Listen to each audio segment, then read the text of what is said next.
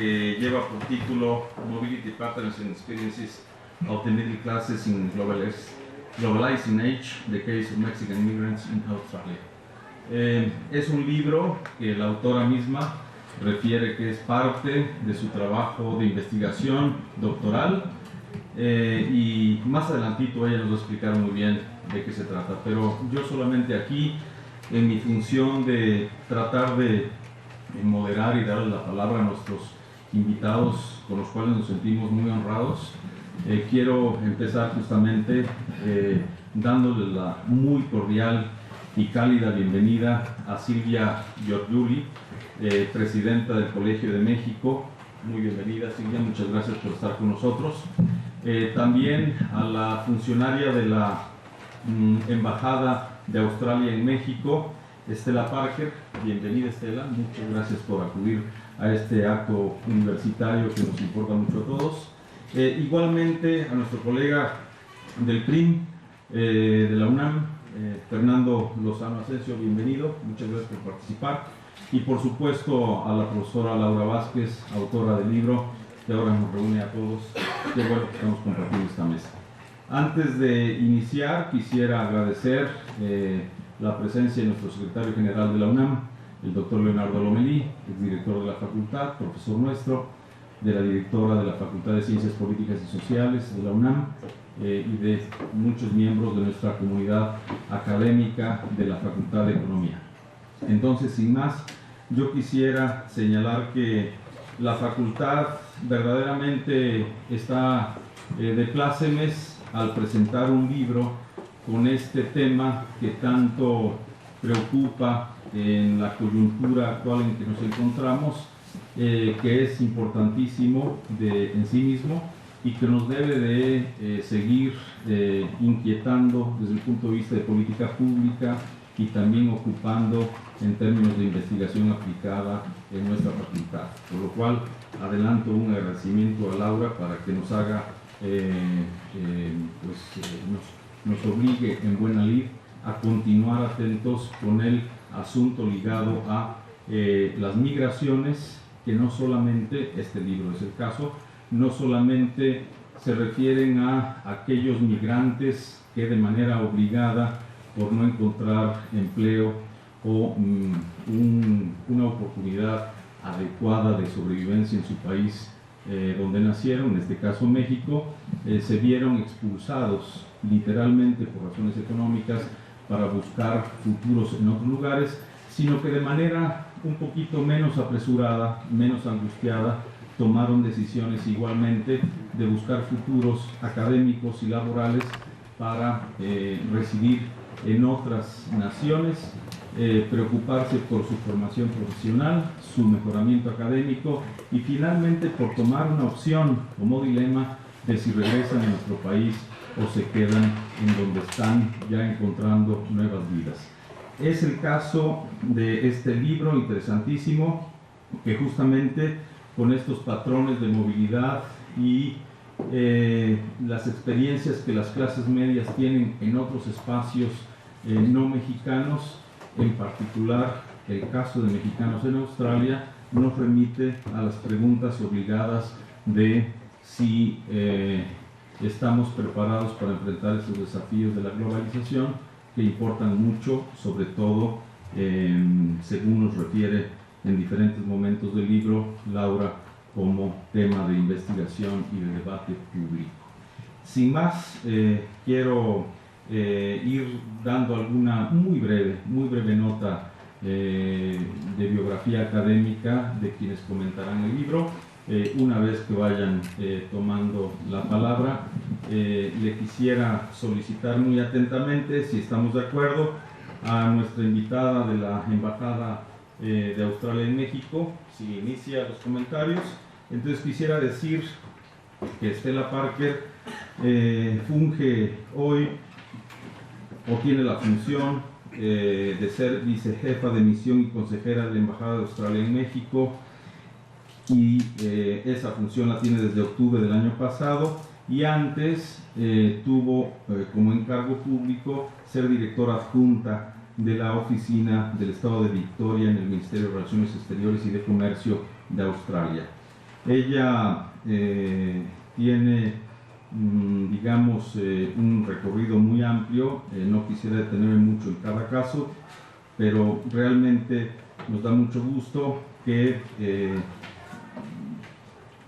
profesionales como nuestra querida colega australiana, quien hizo una licenciatura en Humanidades obteniendo el grado con honores en la Universidad de Melbourne y posteriormente maestría en Humanidades también, Comunicaciones con distinción, y posteriormente una maestría en Políticas Públicas y Administración por la Universidad de Melbourne, hoy nos distinga con su presencia para dar sus comentarios sobre este interesante libro. Sin más, Estel, bienvenida otra vez, por favor. Gracias. Hola, buenas tardes. Me dijo a Laura que puedo hablar en English, and so I'm going to switch to English, and I hope that you can all understand my Australian accent. I actually did my master's thesis on the issue of migration. It was on the White Australia policy, as it was called back then, which was a policy of the Australian government from about from 1901 until the late 1940s, and after that in Australia. It was the idea that Australians should be Australian, and if you've read Laura's book, she talks about this idea of Australianness and the ideal Australian, which at the time of the White Australia policy was white, Anglo-Saxon and English speaking. And it seems from reading Laura's book that unfortunately it hasn't moved on very much since then. Still, these Mexican migrants to Australia that Laura has researched for her book think that Australianness is white, Anglo-Saxon and English speaking. This is despite quite a number of years of what we call multiculturalism in Australia.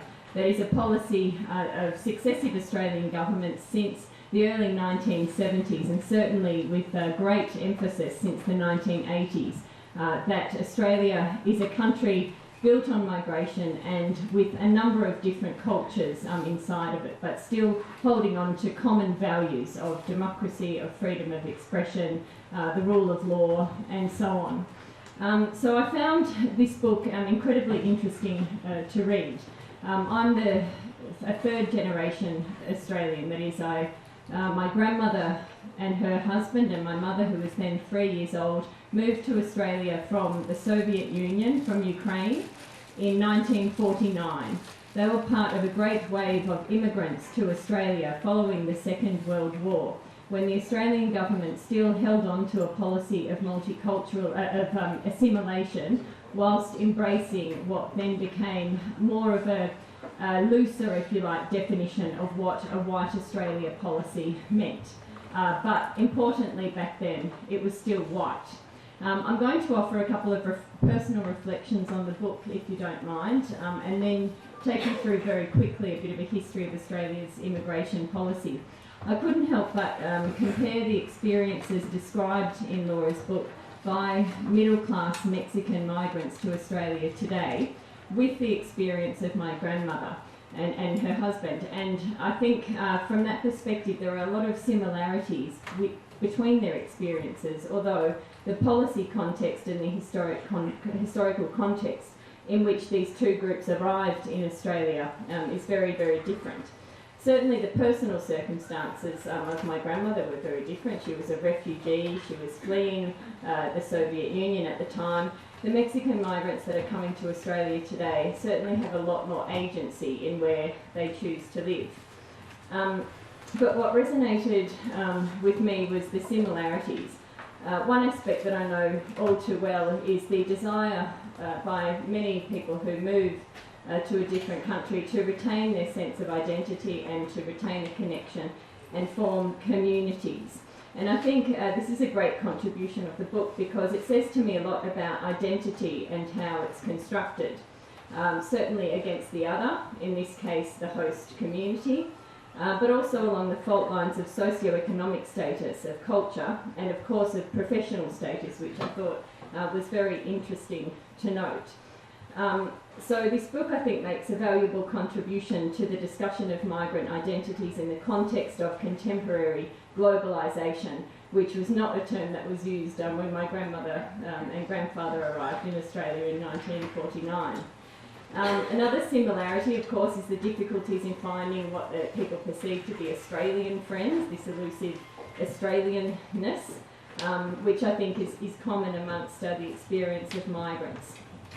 And also the issue of employment discrimination, which is certainly something that my grandparents faced when they arrived in Australia in 1949. As I said, this huge drive to populate Australia with post-World War II refugees, and also to build Australia. So the Australian government was working on and funding infrastructure projects that they expected those refugees to participate in. So in exchange for a free passage to Australia and for assistance on arrival, my grandparents agreed to work for 2 years for the Australian government on building these big hydroelectric projects and other big infrastructure projects. And which is very different now. Of course, we still have an emphasis on migration to Australia for the purposes of economic development, but it's skills that we want now, not labour. My grandmother was a student at the most respected university in Ukraine. She studied history, and when she arrived in Australia, she worked for the next 40 years in factories on production lines. And these days, I think the experience of migrants, as they've been described very eloquently in Laura's book, is that they are looking to use their qualifications, and certainly eventually they do get to use their qualifications, which has not been the case in the past. So Australia, as I've mentioned, it's a country built on migration. We are a multicultural nation nowadays. We've moved from the white Australia policy to a policy of assimilation. My grandmother received magazines with recipes on how to cook good British food in the 1950s, which I don't think these days the Mexican immigrants would be willing to agree to, the meat and free veg recipe. I certainly prefer Mexican food myself. And I frankly prefer my grandmother's Ukrainian beetroot soup. But look, this is sort of the policy context. We've moved from that to an embrace of multiculturalism, where the government funds television and radio in different languages, where the government provides support services in different languages, where you can ring the social services hotline and press a button and you will be put through to an Arabic speaker or a Spanish speaker or a Russian speaker, lots and lots of different languages. And this, I think, this is the context today in which these Mexican middle-class migrants are arriving in Australia. And this policy, as I said, started from the 1970s. Now we have, let me see these statistics, nearly half, 49% of Australians were either born overseas or have a parent who was born overseas. Since 1945, more than 7.5 million people have migrated to Australia. This is a country of 24 million people, so it's a significant number. 85% of Australians agree that multiculturalism has been good for Australia, and if anyone's interested, I can talk a bit more about what multiculturalism means a bit later on. And apart from English, the most common languages spoken in Australia are Mandarin, Arabic, Cantonese, Vietnamese, Italian, Greek, Filipino, Hindi, Spanish and Punjabi. And there are also more than 150 Indigenous languages still spoken in Australia, importantly. I was interested to learn from Laura's book that the first Mexican was recorded in Australia in 1881. There was one Mexican in Tasmania. But as you can see, it was an interesting fact. I'm going to use that in the embassy. I think it's a really great little fact, so thank you for digging that out. But as you can see from the potted history that I've just given you, Latin Americans have largely been absent from Australia's history of immigration, and certainly from the studies that have been done about the waves of immigrants and about the migrant experience. So this book really does help to fill that gap. I think it will help with the establishment, development and implementation of public policy in Australia, you know, this idea that we have come from a white Australia to this Anglo-Celtic Australianness to a multicultural Australia is very important part now of the Australian identity. And I think that, you know, the growing Mexican community in Australia is only going to add to that vibrancy. Thank you, Laura, for a really interesting book, and I look forward to the discussion.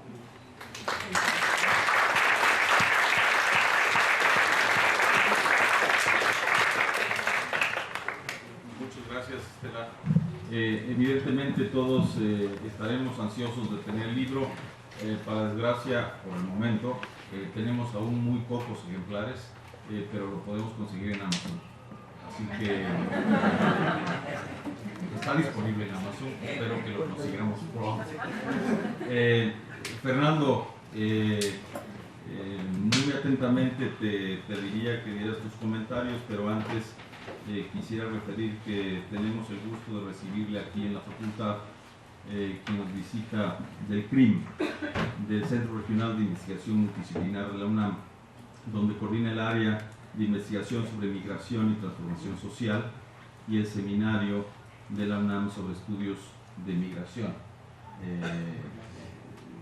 Fernando hizo su maestría en demografía en el Colegio de México, su doctorado en sociología en la Universidad de Texas en Austin, y actualmente pues su tema de investigación central justamente son los temas migratorios, que viene por supuesto muy a propósito del libro que nos convoca hoy. Ha sido presidente de la Asociación Latinoamericana de Población y coordinador académico y organizador del 5º Congreso realizado en Montevideo apenas en 2012, y activamente participa en el Comité Ejecutivo de la Red Internacional sobre Migración y Desarrollo y pertenece al SNI nivel 2. Fernando, otra vez bienvenido, por favor, sus comentarios. Muchas gracias, doctor Vega. Y bueno, muchas gracias de estar aquí en la Facultad de Economía. Es un placer poder compartir, sobre todo en esta fiesta del conocimiento, que es darle la bienvenida a un nuevo libro que personalmente para mí tiene un significado muy bonito, porque a mí me invitó Laura a formar parte de su jurado. No tuve la oportunidad de ir a Australia, ¿verdad? Pero lo hicimos por internet, pero fue realmente muy interesante, y voy a tener la oportunidad de compartir con ustedes algunas de las cosas que yo le sugerí, le planteé en mi dictamen de su tesis doctoral, ¿no?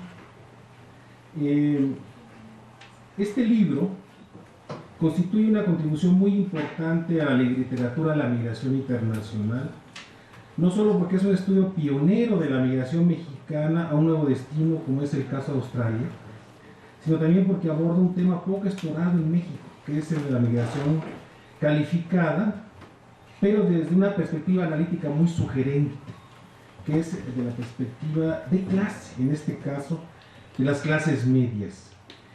Incluye una sólida discusión con diversos autores y perspectivas teóricas. Se basa en una metodología muy bien organizada que considera métodos cuantitativos y cualitativos, además de ser un libro que está muy bien escrito. Se disfruta mucho su lectura. El libro consta de 6 capítulos.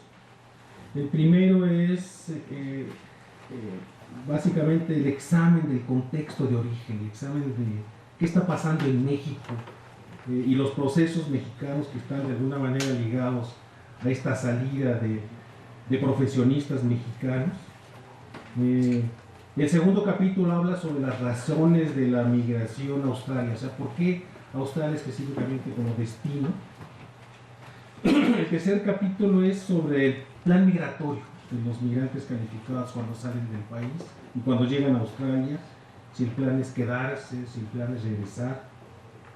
El cuarto capítulo analiza el tema de la digamos, inserción propiamente económica de los migrantes calificados en términos de empleo, ingresos, su localización de clase en la sociedad y en la economía, en la estructura productiva australiana. El siguiente capítulo, que es el quinto, analiza una parte que a mí me pareció una reflexión muy interesante, bueno, todas, pero es el análisis de la vida social y cultural de los mexicanos en Australia, y ofrece al final un sexto capítulo de conclusiones y de agenda de investigación. Entonces, lo que sí yo voy a tratar de presentar mis ideas y argumentos para motivarlos a todos ustedes para que vayan a amazon.com o algún otro medio, ¿no? Para que tengan una lectura, y sobre todo, ¿no?, para los estudiantes.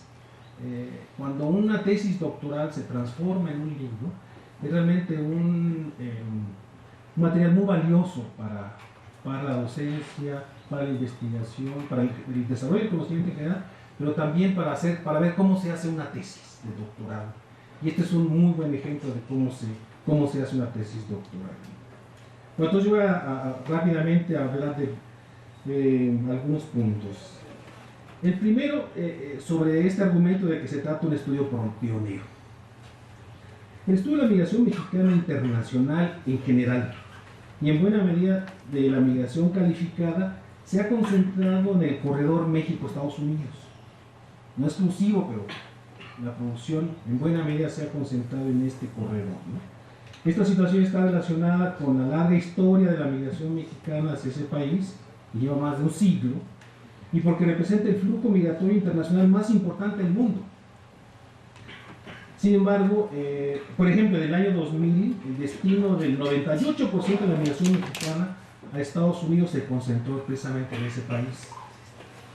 Pero hacia el año 2010, otros países claramente aparecen como nuevos destinos, principalmente en Europa, Asia y Oceanía. Evidentemente, Estados Unidos sigue concentrando, pero otros destinos en el espectro global están también recibiendo mexicanos, destinos esencialmente que concentran migrantes con estudios universitarios. Estamos hablando de otra dinámica, de otra lógica migratoria, ¿no? Entonces, la migración mexicana a estos nuevos destinos está formada principalmente, no exclusivamente, por migrantes calificados, con mayores niveles de escolaridad, situación que contrasta con el flujo de Estados Unidos, en donde mayoritariamente el flujo es de menor escolaridad o calificación. En tal sentido, este libro encaja en la literatura reciente de nuevos destinos de la migración mexicana, sobre todo considerando que prácticamente no tenemos estudios sobre mexicanos en Australia. Un segundo aspecto tiene que ver con el enfoque teórico conceptual que le da Laura a su trabajo. En mi opinión, el uso del enfoque de clase media es sumamente útil y proporciona distintas ideas para entender el proceso de migración de los mexicanos a Australia. Contrariamente al paradigma tradicional de la fuga o ganancia de cerebros, que se basa en la noción de que principalmente los factores económicos están detrás de la migración de alta calificación, en el libro Laura explora con mucho cuidado razones no tradicionales o no económicas que están explicando la emigración y los procesos de inserción en la sociedad de destino. Particularmente es muy interesante la discusión en torno a esta noción que ella nos propone en su libro de identidad cosmopolita de los mexicanos en Australia. Un tercer aspecto en cuanto a la metodología, aunque muchos estudios en países de destino se basan en el uso de cuestionarios y entrevistas en profundidad, Laura obtuvo un buen número de respuestas con el cuestionario que ella aplicó y una variedad muy importante de testimonios en su trabajo de campo. Esto no solo se relaciona con la alta calidad de los instrumentos que ella aplicó, sino también revela que penetró en el mundo mexicano de Australia. Desarrolló una fuerte conexión en la red de la comunidad de mexicanos, autoridades mexicanas. Además, logró un alto grado de confianza con sus informantes. Y prueba de ellos que están aquí los papás de uno de sus informantes. Bueno, y eso se antoja mucho preguntarle a Laura, y que algún día nos dé un seminario sobre toda la metodología que usó para desarrollar sobre todo su encuesta que hizo por internet, ¿no? O sea, con pocos recursos es posible hacer trabajo de gran calidad. Un siguiente aspecto es razones para emigrar a Australia. Una contribución importante de este estudio es la discusión sobre las razones no económicas de la migración. En México no existen estudios que exploren, por ejemplo, el temor a la violencia y a la inseguridad como motivo de migración al exterior. Existen muchas evidencias anecdóticas sobre estas razones, pero pocas cosas se han sistematizado sobre este asunto y, en mi opinión, Laura lo logra muy bien, en particular porque se centra precisamente en este sector de capas medias de profesionistas.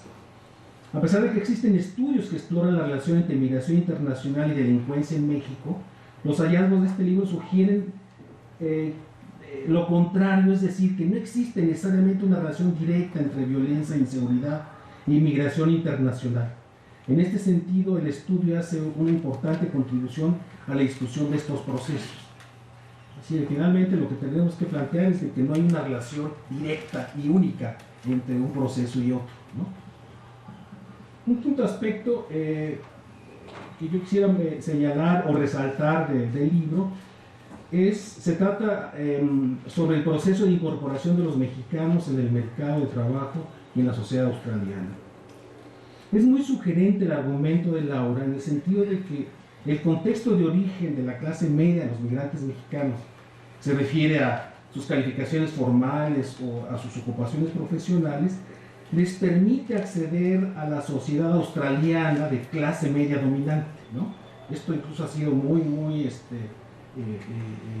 estudiado por Lynn Gold y Patricia Landa en el caso de los migrantes latinoamericanos en Canadá, precisamente, ¿no? Y dicen que llegan con su paquete en las espaldas y con toda su cultura, su background, ¿no? Este hallazgo está muy bien discutido en el libro. Sin embargo, también se examinan las dificultades de un número significativo de migrantes mexicanos que no tienen reconocimientos credenciales académicas y particularmente se centra en el caso de las mujeres. Aunque el cuestionario aplicado no incorpora al total de la población mexicana en Australia, ya que no es una muestra aleatoria de esta población, como bien lo explica Laura en su metodología, los argumentos acerca de la incorporación de migrantes mexicanos a la economía y sociedad australianas y las dificultades que estos procesos conllevan están muy bien discutidas en el libro. Es decir, es interesante llamar la atención de que no todo es color de rosa, sino que hay profundas desigualdades en el proceso de inserción y de incorporación, y que es algo que precisamente estamos viendo en el contexto global. Es decir, si bien en términos del funcionamiento de la sociedad en este momento, un rasgo característico es la existencia precisamente de la profundización de las desigualdades sociales, lo interesante es cómo este proceso de mayores desigualdades también se percibe en el flujo migrante, en la sociedad migrante, ¿sí?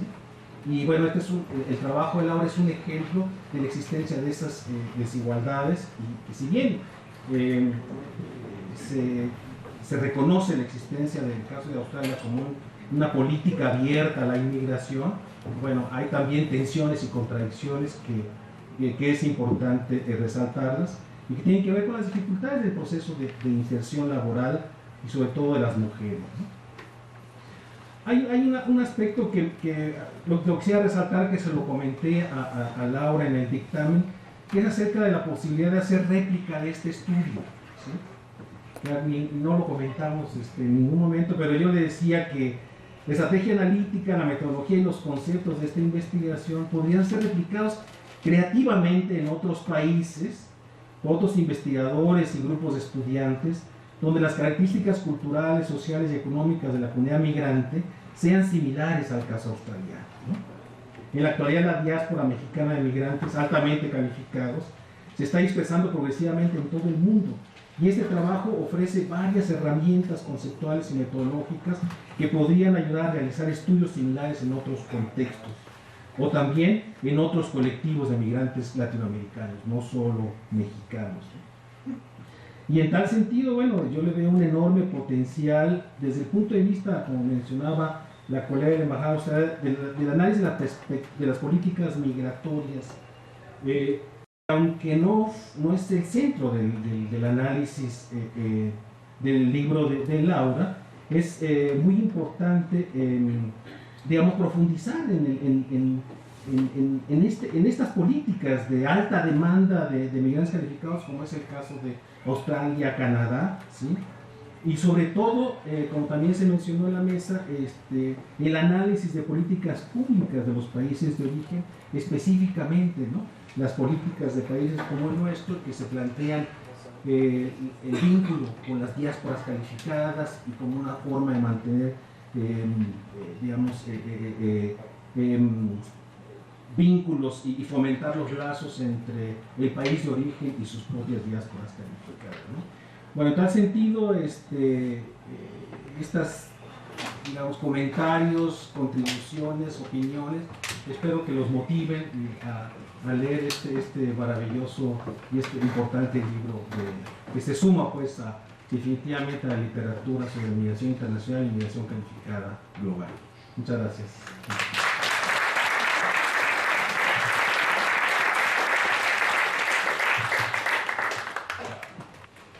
Muchísimas gracias, Fernando. Ahora le toca el turno a la doctora Silvia Giorguli, quien es profesora investigadora adscrita al Centro de Estudios Demográficos, Urbanos y Ambientales del Colegio de México.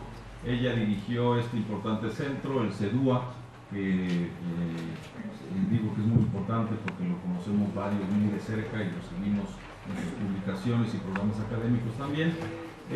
Lo presidió, fue directora de este centro del 2009 al 2015 y también fue presidenta, directora fundadora de la revista Coyuntura Demográfica.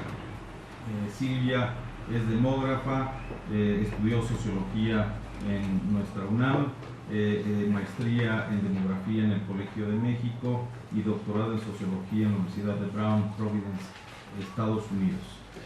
Actualmente es presidenta del Colegio de México y nos da muchísimo gusto que coincidamos cada vez con mayor frecuencia en actos universitarios. Muy bienvenida, Silvia, otra vez a la facultad. Muchas gracias. Bueno, muchas gracias, Eduardo. Pues, me da mucho gusto estar aquí, siempre me da gusto regresar a mi universidad. Y encontrarme además con amigos, con maestros, con colegas migrólogos y pues tener estos espacios de diálogo. Agradezco mucho la invitación al evento y la invitación a leer el libro y bueno, empiezo por felicitar a la autora por la publicación. Tuve la fortuna de conocer a Laura Vázquez Mayo en el taller que tuvimos organizado entre Brown y el Colegio de México sobre migraciones en las Américas, con un grupo de investigadores jóvenes que arrancaban en temas de migración en toda América Latina y justamente ahí ella se integró con lo que se fue generando naturalmente como el grupo de migración calificada. Entonces ahí conocí su trabajo y pues me da mucho gusto ahora tener la oportunidad de leerlo en su obra. Y empezaría diciendo que en general, bueno, no sé por qué escogiste dos demógrafos para comentaristas. Algunas de las cosas que voy a decir pues van a ir un poco repetidas con el sentido de lo que ya dijo Fernando Lozano, que es una referencia en los temas de migración calificada, pero empezaría diciendo que creo que una de las ventajas de la obra, que como mencionó Fernando, está muy bien escrita, es muy fluida la lectura, pero que nos da, además de una aproximación muy detallada, permite tener una visión integral y que permite ver los procesos migratorios de una manera más comprensiva. O sea, normalmente uno encuentra estudios de las razones para migrar, probablemente el cruce y probablemente la integración. Y lo que hace Laura es en un solo libro pasar desde las razones para migrar hasta los procesos de integración. Entonces creo que ya de ahí los estudiosos de migración se benefician de tener una mirada continua de todo el proceso. Y yo organicé mis comentarios en función de tres cosas. Una, como decía Fernando, la mayor parte de la investigación que se ha hecho en migración en México se refiere a la migración mexicana hacia Estados Unidos. Yo digo que eso nos genera un sesgo metodológico, tanto a los que estudiamos como a los que leemos todos los días sobre noticias de migración. Entonces, uno piensa la migración internacional mexicana y piensa en el migrante mexicano que está cruzando la frontera indocumentado, ¿no? Entonces yo creo que ahí de entrada el libro de Laura pues trae una serie de lecciones como para comparar y contrastar otras facetas de la migración mexicana. Lo segundo, la segunda idea que voy a desarrollar tiene que ver con justamente lo que tenemos que aprender de la experiencia de los mexicanos en Australia en términos de los procesos de integración, entre otras cosas, ¿no? Al mismo tiempo que digo que tenemos este estereotipo del migrante mexicano que documentado, que cruza la frontera, también sabemos que los mexicanos tienen grandes desventajas en los procesos de integración en Estados Unidos. Por ejemplo, en el sistema educativo, los mexicanos y los salvadoreños son normalmente los que tienen los peores rendimientos escolares respecto a otros grupos de migrantes. Entonces eso también genera una concepción muy negativa de cómo se da el proceso de integración. Entonces aquí tenemos una experiencia de un proceso de integración distinta que creo que tiene elementos de cómo, si el contexto es distinto, los resultados son distintos. Y finalmente, mi última serie de comentarios tienen que ver con lo que yo creo que el libro da para pensar en el futuro, o sea, la migración mexicana internacional, la participación de los mexicanos en los flujos internacionales hacia el futuro, dado las coyunturas actuales. Entonces, bueno, pues empiezo con lo primero que yo decía, la lectura de este libro en el estudio de la participación de los mexicanos en la migración internacional. Yo le puse Rompiendo sesgos y nacionalismos metodológicos, que es un debate que tenemos entre la comunidad de migrólogos. Y son sesgos, algunos, como ya comenté, ya también nos tocó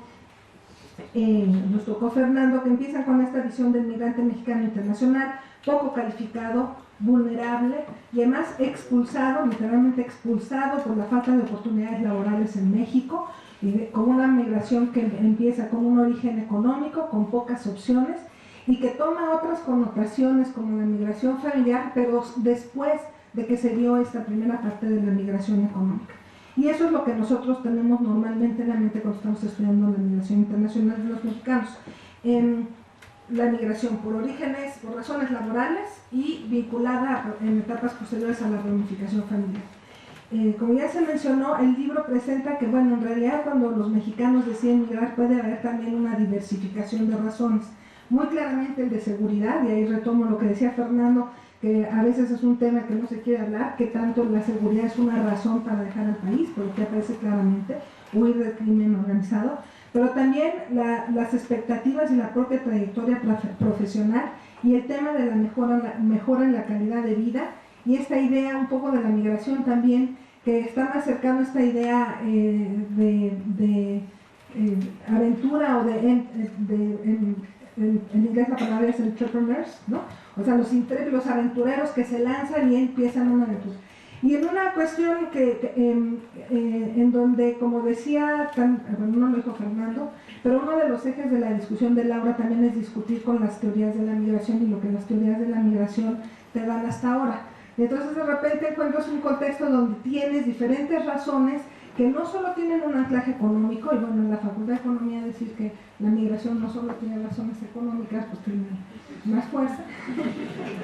Entonces, que no solamente tiene un anclaje económico, que no solamente tiene un carácter de migración forzada por razones económicas o forzada por razones de seguridad, como claramente encuentra también Laura, sino que también se mezclan otros aspectos valorativos o subjetivos que tienen que ver con la calidad de vida, con este sentido de aventura que tú mencionas, y con una migración por razones amorosas, ¿no?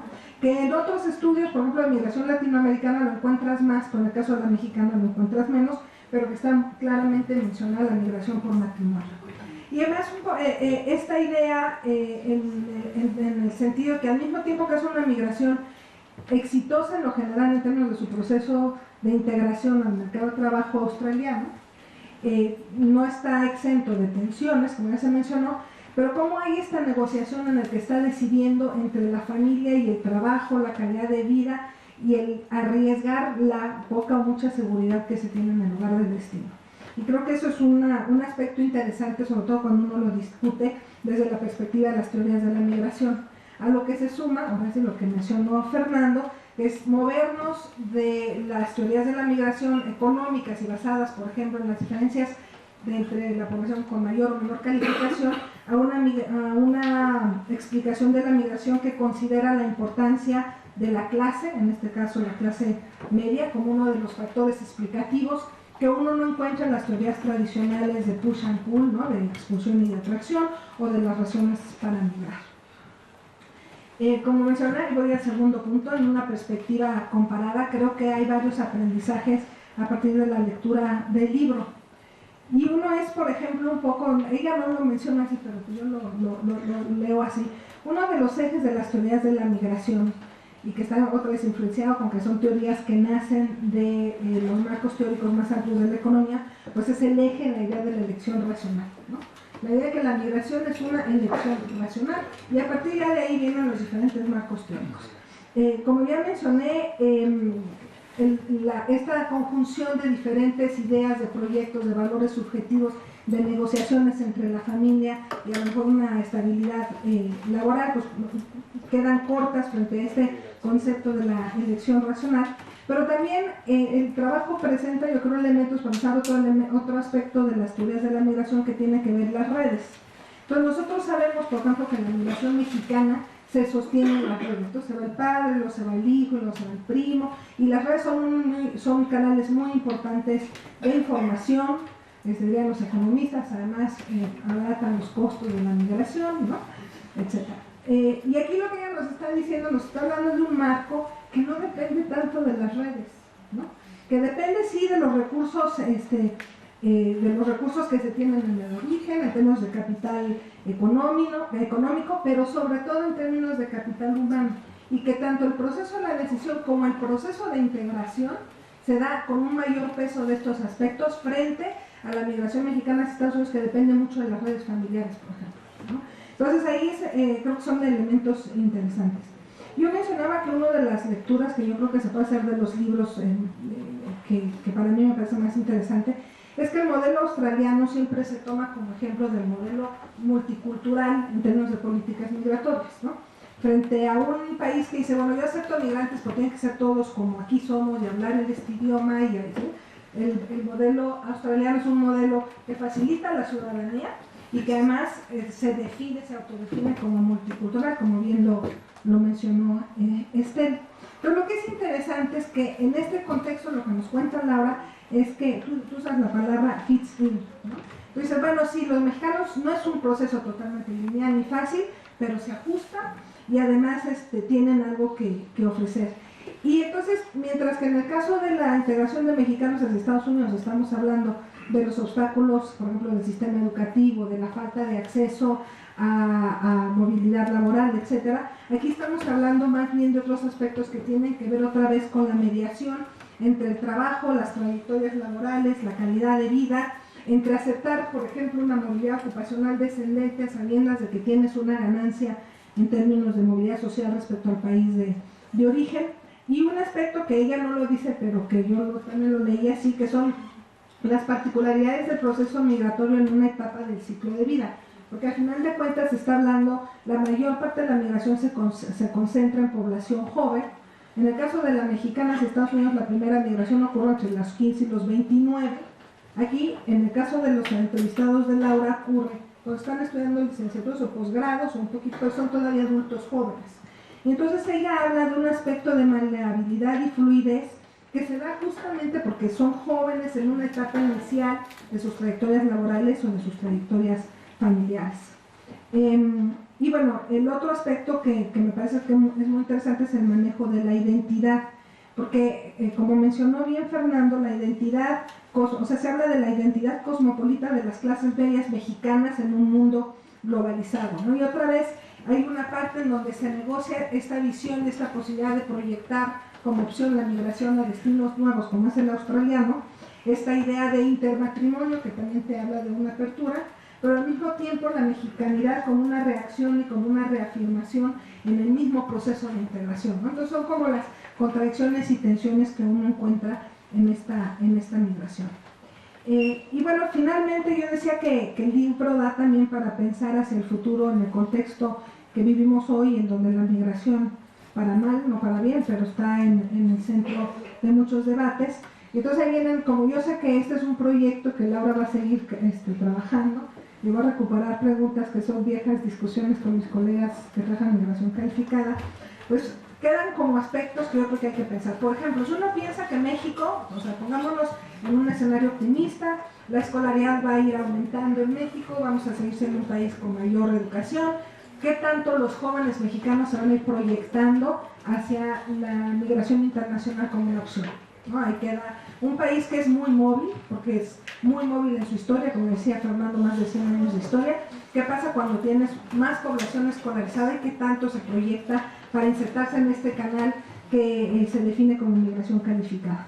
Y de ahí surgen varias preguntas. Por ejemplo, si toda la migración de las clases medias es migración calificada, que es algo que yo aprendí con el libro de Luciana Gandini y su trabajo sobre argentinos en México y España.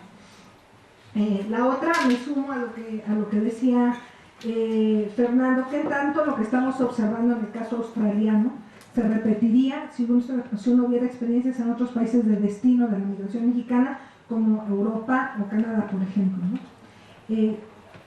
¿Qué tanto México se mantendrá, dado su origen como país móvil, se moverá hacia una mayor diversificación de destinos, que ya mencionó Fernando que está ocurriendo? Que efectivamente decía que del 98% de los mexicanos en los Estados Unidos bajó a cuánto dijiste, 90%, 90. Ajá, un poquito más, pero hay una diversificación. Entonces hay una diversificación, pero todavía el 90% se va a Estados Unidos. Entonces, ¿qué tanto se sigue dando esta diversificación y a qué velocidad? Y la otra tiene que ver con la etapa, otra vez, del ciclo de vida. Como decía, la migración mexicana a Estados Unidos normalmente es una migración muy joven, al menos el primer día, ¿no? En muchos casos, por ejemplo, se da en la adolescencia, o sea, terminando la secundaria o algo así. Y aquí más bien estamos hablando de una población más escolarizada, que se estaría yendo en una etapa más tardía de la vida, o sea, más grande, y que además sería interesante verla cómo se inserta cuando uno compara las experiencias de la diáspora, por ejemplo, de la India, que se inserta en ocupaciones calificadas en varias partes del mundo y que tiene más movilidad.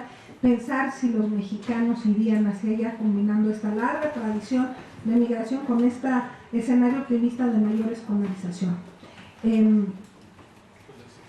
Y bueno, finalmente recuperar, casi finalmente, solo me faltan dos cosas. Sí. Una es esta idea, como ya decía, de la tensión entre la globalización, lo que implica para las clases medias y cómo se mantienen las identidades nacionales. Ella hablaba de una identidad mexicana en clases medias, una mexicanidad reactiva, ¿no? Pero que es funcional para una integración semi-exitosa.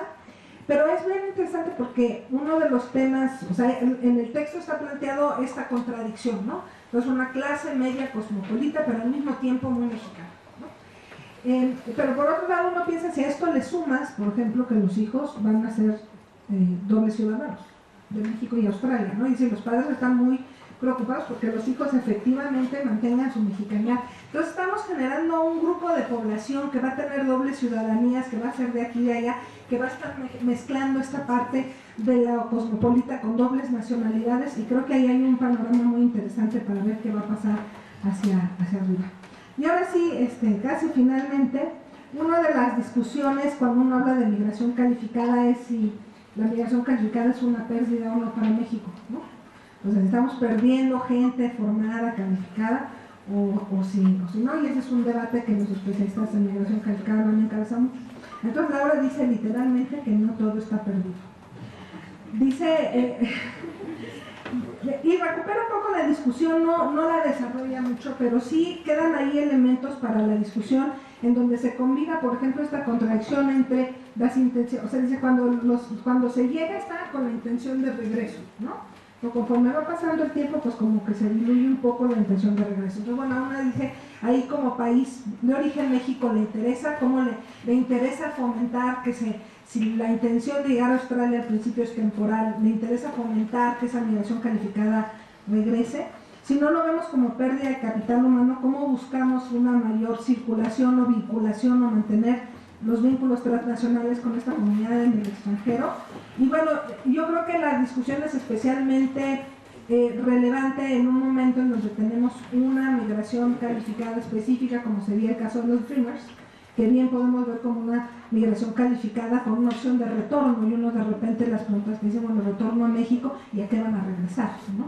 Entonces, claro, son contextos distintos, pero no son discusiones que están tan aisladas. Laura nos deja algunos pendientes, como por ejemplo toca el tema de género, así como de pasadita, pero es uno de los temas que está ahí, que también tiene que ver con esto, que bueno, la mujer australiana, que también se casa hacia afuera, pero conserva la mexicanidad, que negocia los roles tradicionales, pero que también se proyecta dentro de su nuevo contexto. Y ahora sí, para cerrar, lo que yo diría es que creo que efectivamente la lectura del libro da para reflexiones en el debate de las políticas migratorias actuales. Nos habla de un modelo de país, y ahí estoy hablando de Australia, con una política migratoria distinta, multicultural, que facilita la migración legal, y nos habla de los beneficios o qué tan diferente es la historia para una migración legal frente a una migración documentada que oímos todos los días en las noticias, y además de un camino a la integración basada en méritos. Creo que en este momento que hay tantas incertidumbres, que hay tanto regreso al tema de migración, no solamente en Estados Unidos con la visión de Trump, sino en el debate europeo, que hay esta discusión sobre los nacionalismos, pues es muy interesante poner a debate y recuperar experiencias como la que nos relata Laura, que no está exenta de tensiones, pero que sí permite una valoración más positiva de la migración internacional, más movilidad y bajo mejores condiciones. Y bueno, pues felicito a la autora y ojalá que también lo publique en español para que pueda llegar a un público más amplio. Gracias.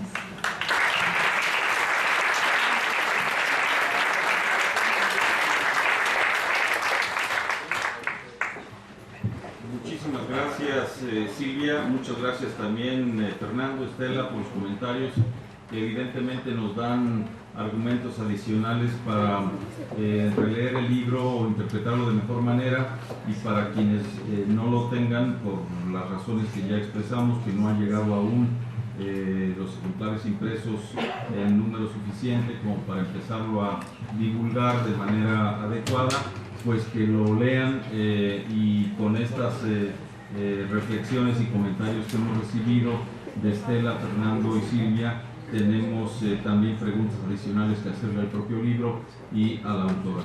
Antes de pasar la palabra a la profesora Laura Vázquez, yo quisiera señalar que verdaderamente estoy muy contento esta tarde de estar participando en la presentación de su libro, porque es una expresión tangible de un proceso en el que se encuentra la facultad con la intención deliberada de mejorar la planta docente que tenemos, de ir de manera gradual y adecuada, de manera pausada pero sistemática, y también rejuveneciendo a nuestro personal académico.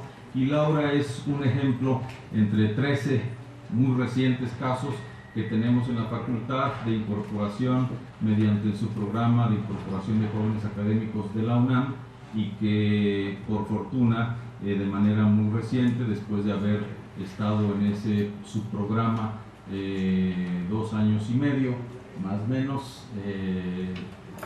pues ganó su concurso de oposición, y desde hace poquitos meses, subrayo, por fortuna para todos, la tenemos como profesora de tiempo completo en nuestra facultad. Es una excelente profesora, joven evidentemente, y a quienes no, como ella o otros, pero en ella en particular, no le tenemos que estar diciendo escribe, publica, ve a conferencias, viaja, sino que es parte de su hacer cotidiano, su parte de entender a la universidad, su parte de hacer vida académica, lo cual nos viene a beneficiar a todos en la facultad.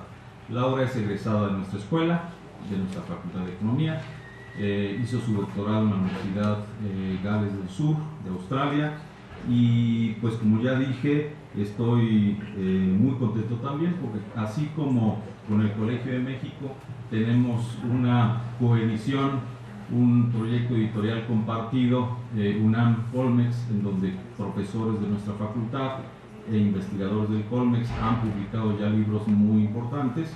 Igualmente, en tiempos recientes hemos venido haciendo coediciones con el Fondo de Cultura Económica, y en esta ocasión tenemos una coedición con Springer, en donde la facultad, la UNAM, participa también, y es una manera en que los jóvenes académicos, de manera muy activa, provechosa y extrovertida, nos benefician académicamente a todos.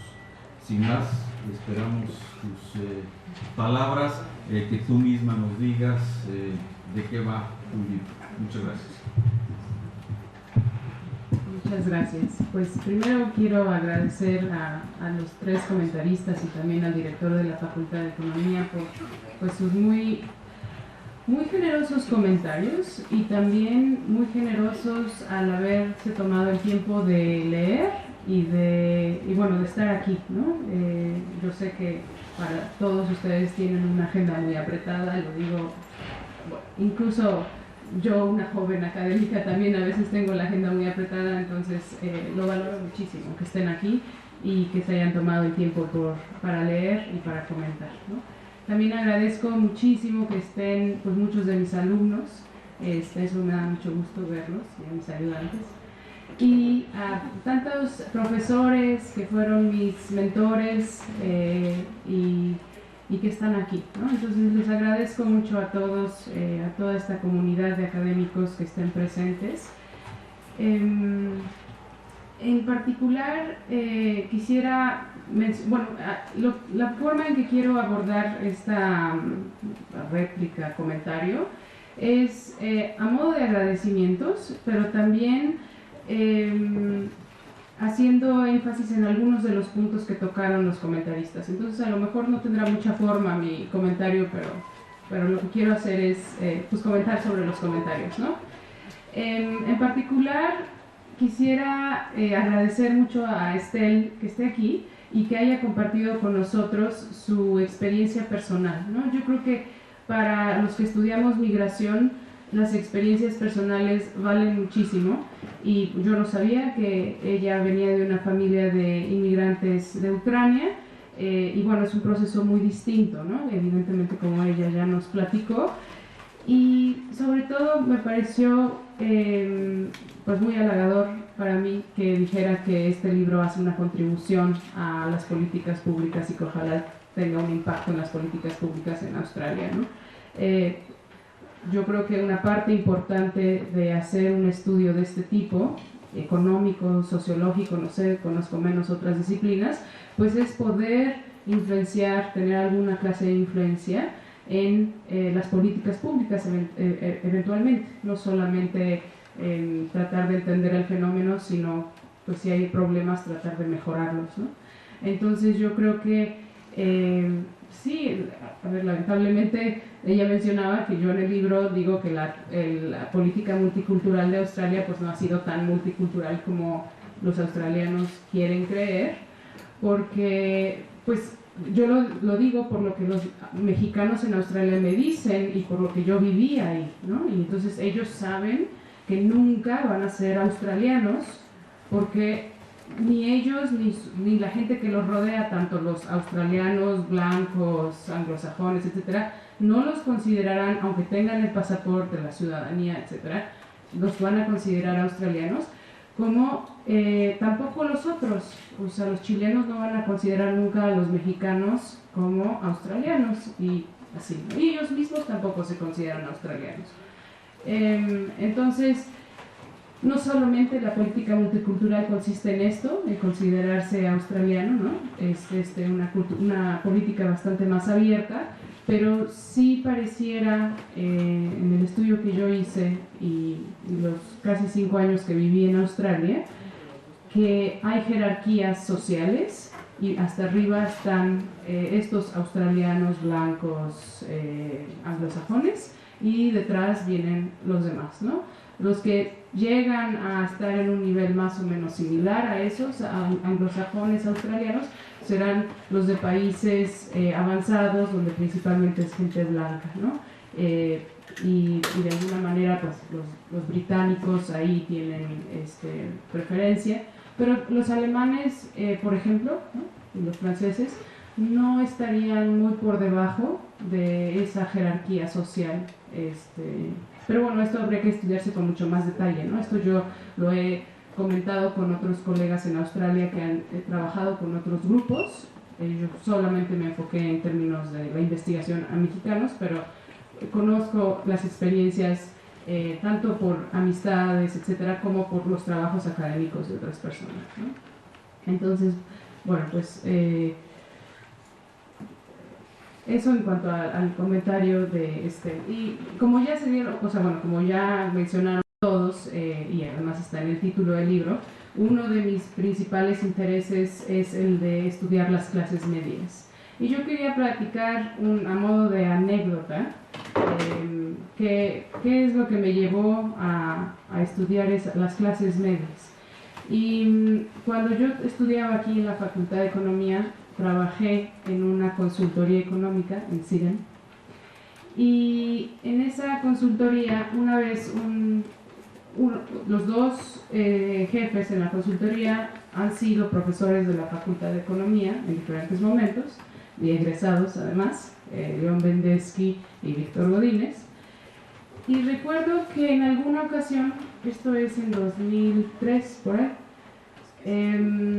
llegó Víctor Godínez, que Eduardo lo conoce bien, a la oficina y dijo, no recuerdo las palabras textuales del comentario, pero acababa de llegar a México las donas estas Krispy Kreme. Y recuerdo que, si alguien recuerda o se enteró, los que tenían edad para recordarlo, que no es hace mucho, pero para los jóvenes sí es hace mucho, mencionó que esto era tan clase media esta gente que se forma 2-3 horas y se iban a dormir afuera del Krispy Kreme para hacer cola para comprar una dona en la primera sucursal de las donas en Interlomas. Yo vi una vez la cola, no me formé, pero vi la cola y me llamó mucho la atención y pues fue uno de esos comentarios de un pues, él nunca fue mi profesor, pero lo considero un profesor, que a uno le siembra una semillita por algún concepto, alguna idea. Y dije, ¿qué querrá decir eso? O sea, ¿qué hay en querer comer una dona de Krispy Kreme? Y eso, o sea, ¿por qué eso los hace tan clase media y de forma tan peyorativa, ¿no? Él lo dijo un comentario así, a la ligera, no tuvo... Pero yo creo que eso es una de las cosas bonitas cuando uno es todavía joven, que uno tiene una capacidad para absorber ciertas cosas que le hacen ruido y pues tratar de indagar eso, ¿no? Y entonces a partir de ahí a mí me empezó a interesar mucho tratar de entender quiénes son estas clases medias o cuáles son las características que hace a las personas ser clase media. Y bueno, pues a la hora de llegar a Australia yo no iba con la idea consciente de trabajar el tema de la migración así abiertamente, pero sí con la idea de trabajar las clases medias. Y bueno, el contexto, los supervisores me fueron llevando hacia un país donde la multiculturalidad y la migración juega un papel muy importante, pues terminé estudiando migración y sobre todo porque mi interés era tratar de entender a las clases medias y cuando yo estoy ahí me encuentro con que los mexicanos que están ahí, que son migrantes, pues claramente no son los migrantes mexicanos que nosotros conocemos cuando decimos migrantes mexicanos, pues los migrantes sin documentos, irregulares que van a Estados Unidos. Pero pues estos también eran migrantes y entonces a la hora que yo traté de buscar pues cuál era el eje que articulaba a todas estas personas y a la hora de irlas conociendo e involucrándome en las actividades y demás, pues o sea, no es que se me hubiera olvidado, pero empecé a pensar que probablemente este eje articulador era el de las clases medias y sigo convencida de que así lo es. Entonces, pues, ¿qué los define como clases medias? Sabemos que es un concepto muy difícil de agarrar, ¿no? Es un concepto un poco resbaloso, donde están los límites de ser clase media. Bueno, eso es algo de lo que trato de discutir en el libro. Me sigue interesando, no es tan así a rajatabla, tú sí eres clase media y tú no eres clase media, o cuáles son los elementos que tienen que ser estrictamente necesarios para considerarse. Pero yo sí creo que es una herramienta conceptual que ayuda a explicar el comportamiento de un grupo social en el mundo. Y en el libro pues es el comportamiento de los mexicanos en Australia, ¿no? ¿Qué elementos podríamos mencionar? Ya como ya dije, no son excluyentes y no es un checklist, pero bueno, pues tener educación no necesariamente significa que porque ya tengo la educación soy clase media, y tampoco al revés, puedo ser clase media y no tener el grado de la licenciatura, por ejemplo, que es lo que se toma normalmente en los estudios de migración calificada como para considerar migración calificada, ¿no? El hablar el inglés sirve de mucho, es algo que diferencia al resto del colectivo. Y esta parte de la identidad, son muchos más factores, ¿no? Pero ya de lo que se mencionaba en los comentarios, pues tenía que ver con esta identidad cosmopolita, que de alguna manera retiene su identidad mexicana, quieren ser mexicanos. Muchos comentaban en Australia que en sus casas en México jamás hubieran tenido pues cositas mexicanas, ¿no? Cositas de barro, alebrijes, ¿no? Y a la hora de vivir en Australia, parte de lo que los hace ser mexicanos, o que parte de su identidad, lo que los define es colgar alrededor de sus casas cositas que a todo mundo, a ellos mismos y a los que los visitan, les recuerdan que son mexicanos, ¿no? Entonces, a la vez son cosmopolitas, pero a la vez retienen mucho esta identidad mexicana. ¿Y qué quiere decir este cosmopolitanismo? Pues que no se cierran a solo juntarse entre mexicanos y no querer socializar con nadie más, y etcétera, ¿no? Sino muchos de ellos se casan con personas, no solo australianos, personas de muchas otras nacionalidades, y bueno, ese es probablemente uno de los vínculos más fuertes que hay, con grupos diferentes a uno, el estar expuesto a un matrimonio, el convivir todos los días con otra persona con otras pues cultura completamente distinta, etcétera, ¿no? Incluso en muchas veces ocasiones la lengua, etcétera. Uno de los temas que me gusta y me llama la atención también nuevamente sobre la migración de clases medias es esto que comentaba Fernando, de cómo es que se reproduce la desigualdad a través de la migración, ¿no? Ya existe, hablar de clases sociales pues necesariamente implica hablar de desigualdades, los que no tienen y los que tienen y los que están en medio, que quieren tener pero tienen algo y no tienen todo, y etcétera, ¿no? Y cómo es que la migración reproduce este fenómeno, ¿no? A la hora que se van, bueno, por lo menos en este caso en particular, o sea, a la hora que se van, inicialmente se van y en algunas ocasiones tienen que tomar, ellos dicen, o la literatura dice, ¿no?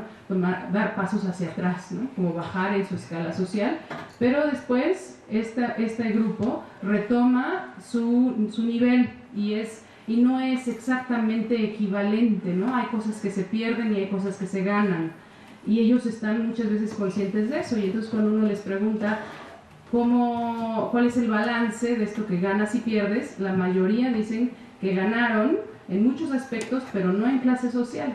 En clase social muchos de ellos dieron un paso hacia atrás, ¿no?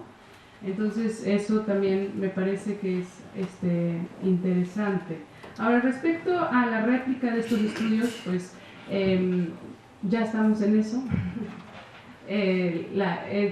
Quería también agradecer a la doctora Lilia Domínguez, pues porque ella fue alguien que me impulsó. En primer lugar fue mi profesora, después fue mi asesora de tesis, y cuando regresé de Australia aquí a la UNAM, ella me impulsó a seguir estudiando el tema de la migración. Ahora tenemos un proyecto de migración de profesionistas a los Estados Unidos. Estamos utilizando los métodos y los instrumentos que utilicé yo en Australia, replicándolos y adaptándolos al contexto de Estados Unidos. Nos ha ido bastante bien hasta ahora con el proyecto. Es un reto bastante grande. Estamos de nuevo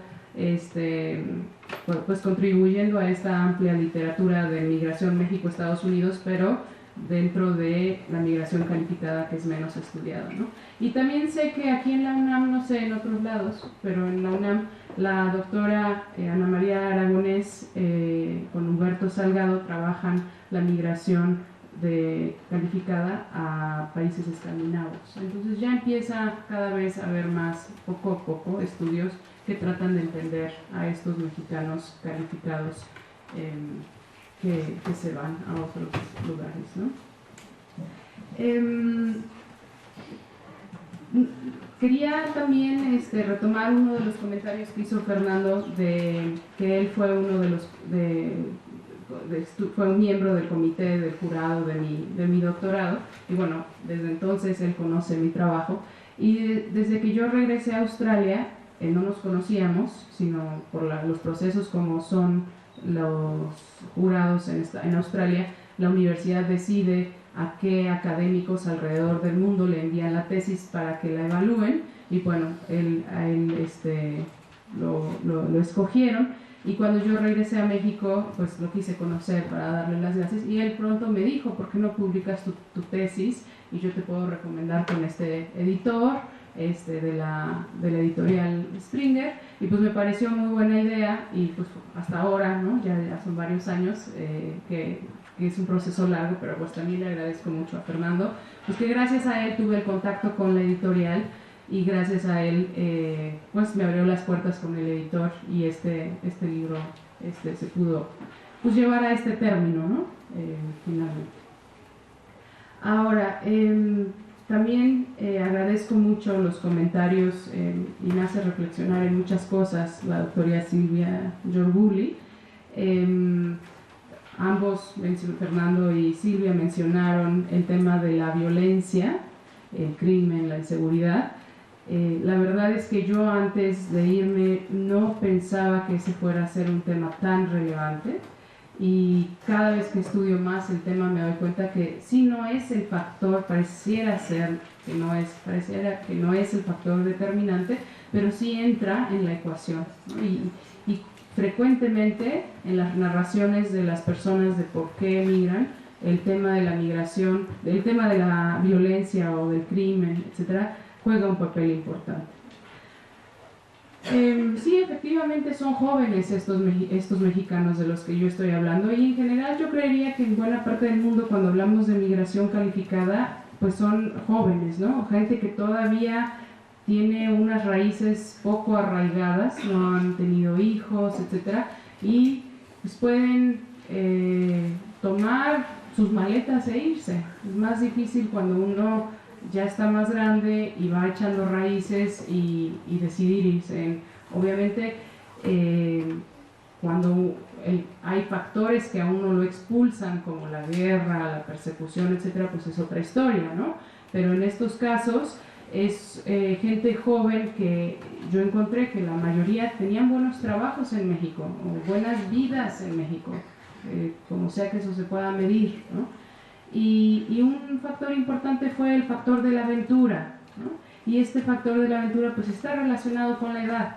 Uno no se puede dar el lujo, o en muchas ocasiones no se puede dar el lujo de la aventura a edades más avanzadas. Y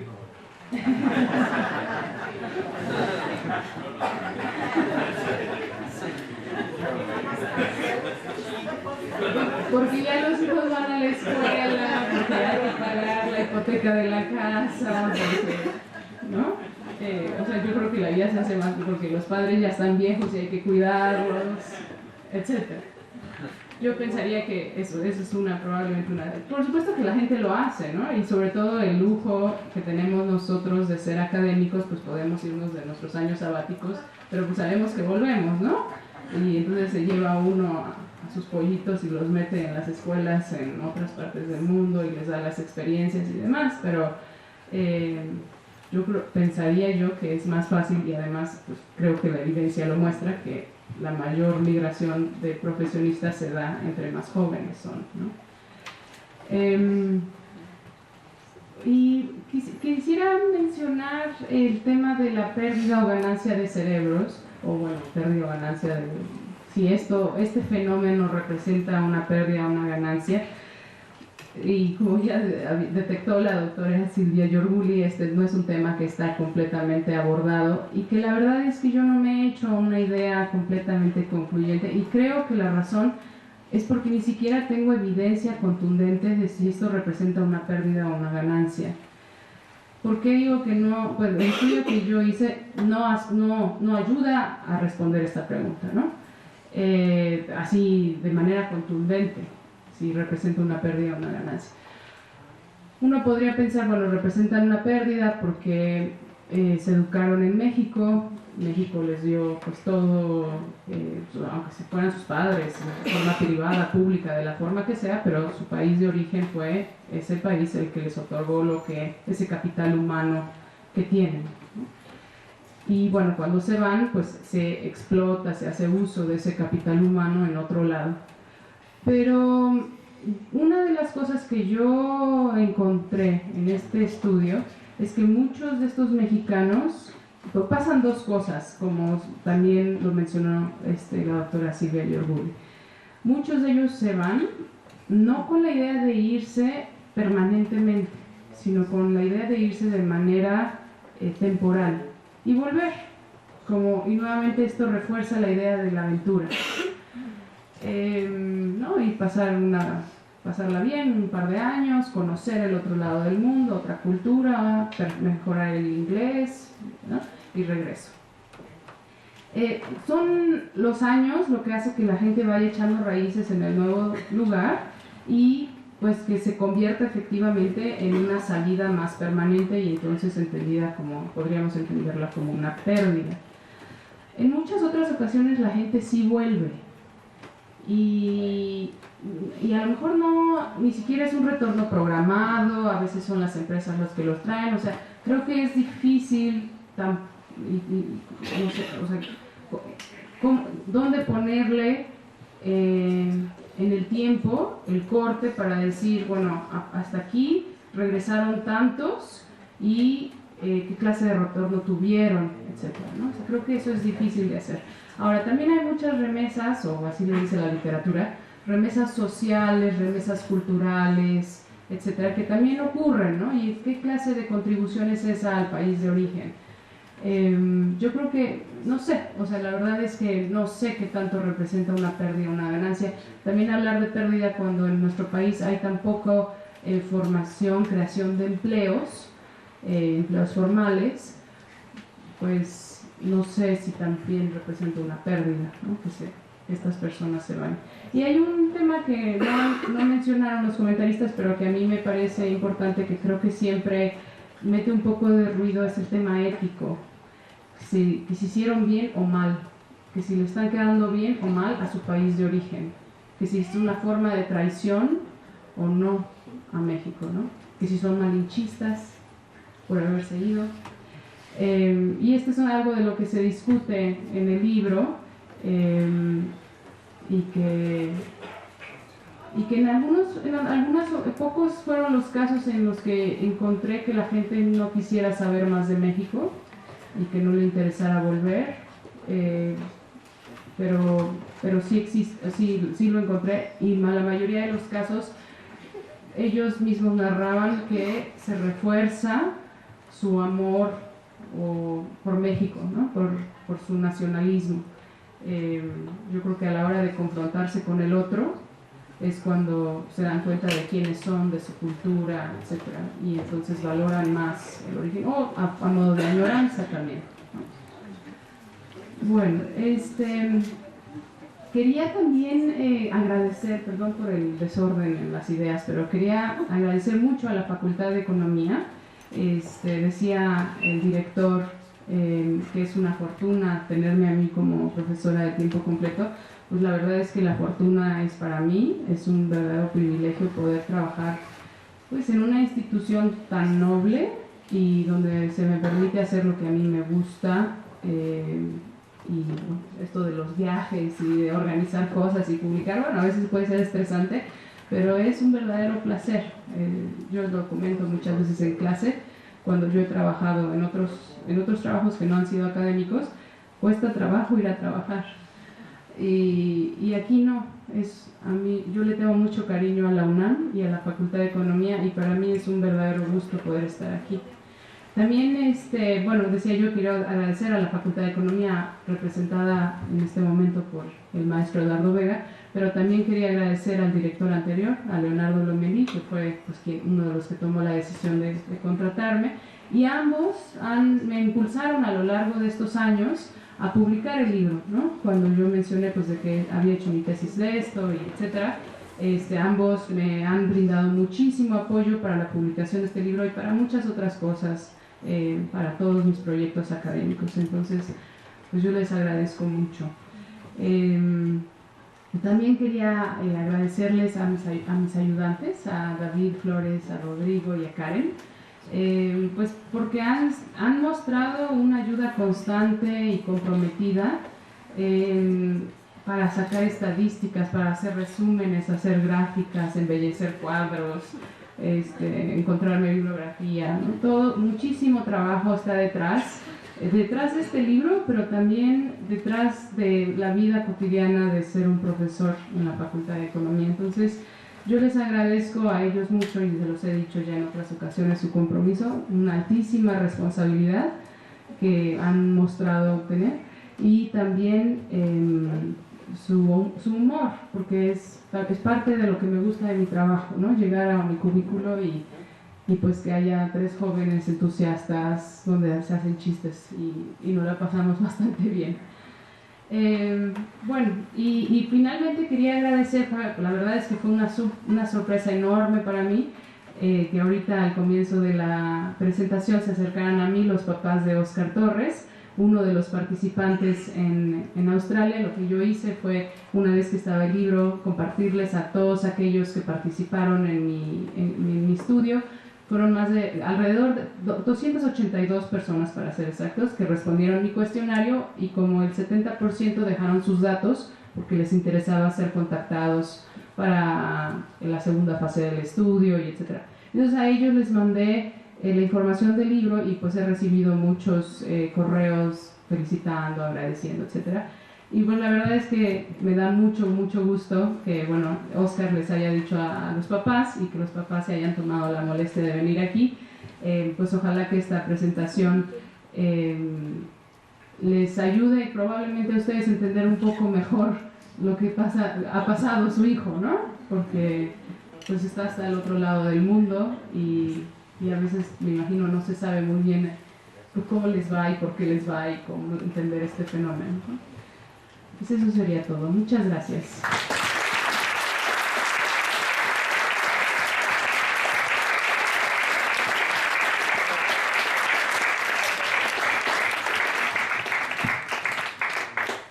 Muchísimas gracias. Por supuesto, lo de que se cuentan chistes en el cubículo no es generalizado en la facultad, eso espero. No, de verdad que qué bueno que estamos terminando con excelente ánimo todos. Me parece que cabalmente hemos cumplido la tarea grata de presentar este importante libro. Yo sin más reitero mi agradecimiento a Silvia, Estela, Fernando, a Laura, por supuesto, a todos ustedes, el que nos hayamos tomado esta poquita más de hora y minutos para compartir este nuevo libro de la facultad, y reiterarles el que ojalá sí encuentren ambas. Muchísimas gracias.